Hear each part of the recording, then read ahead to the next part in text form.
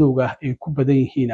gaar ahaan degmo laga soo doorto xildhibaan la yiraahdo Clayo Fields isla markaana degmadaasi waxa ay ku teedsan tahay oo sidii maski ay u dhaxmartaa degmooyinka ay ka midka yihiin amaba isku xirtaa Shreveport, Alexandria, Lafayette iyo waliba Baton Rouge waxaana ay Republicaanku ay doonayeen in la yareeyo xuquuqda codaynta amaba doorashada ee laga soo dooran karo dadka madowga ee degmadaasi u badan marka kiiskan maxkamadda sare ayaa loo gudbiyay maxkamadda sare marka maanta ayay go'aankan soo saartay waxaana arintan ay tahay maadaama 6 ka mid ah 9 garsoore ee fadhiya maxkamadda sare ay go'aamiyeen kiiskan in hadda ay degmooyinka kale ee gobolada Republicaanka ay sameyn karaan dib u calaameyn in lagu sameeyo taasi oo xuquuqdoodii codaynta la duudsiinayo dadka minority-ga ee tirada yar ee madowga ama latinoga marka qodob muhiim ah oo qodobka labaad ee dastuurka gaar ahaan xuquuqda codaynta oo Voting Rights Act la yiraahdo sanadkii 1965